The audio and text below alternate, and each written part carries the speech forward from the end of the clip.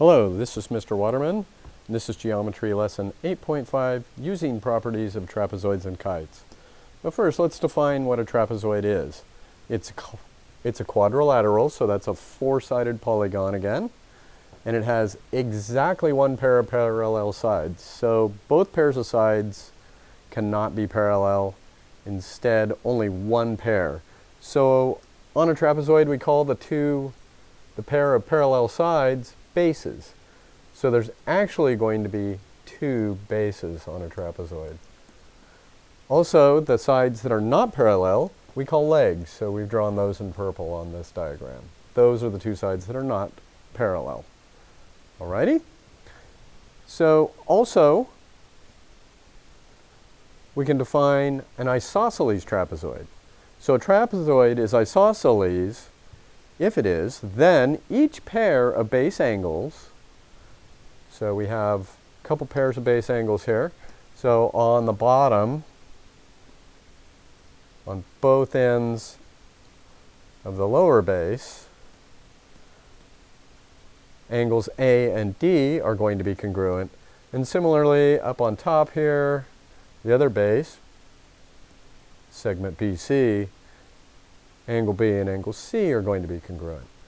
All right? And then the second thing is the legs are congruent on an isosceles trapezoid. Okay? Probably should have done those in purple to be consistent with the diagram above. So there we go. These are our legs, and they're both going to have the same length, so they're congruent. We could also write this, since its converse of this conditional is also true, we could write it as a biconditional. So we do that by saying a trapezoid is isosceles if and only if the base angles and legs are congruent. So let's go work with trapezoids.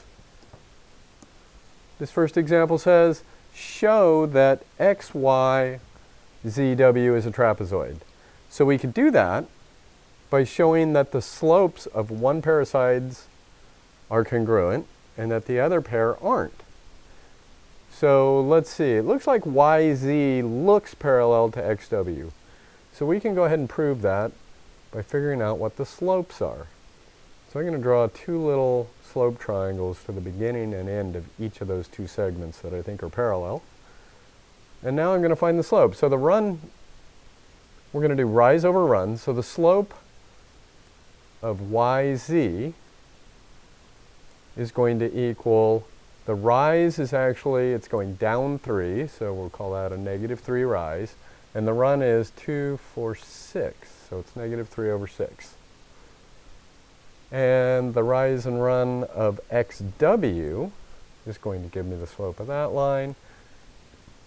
So here the rise is -4, it goes down 4, and it comes across, the run is 8. And if I simplify those, I get -1/2. So since the slopes are the same, these two segments are parallel. So those are bases of our trapezoid. All right. And by looking at WZ, these other two sides, and XY, they don't look parallel. We can prove it by finding the slopes of these. And this slope of this line and this line. Actually, this has a negative slope. This has a positive slope. So there's no way they can be positive, or parallel rather. There's no way those two slopes are the same. So I'm done with that. So the slope of XY, just for completeness, is positive. This is 1, the rise is 3. So this slope is 3 over 1. And the slope of ZW is, rises -4 over 1. So, question 1, what would the slope of WZ need to be for this quadrilateral XY WZ to be a parallelogram instead of a trapezoid?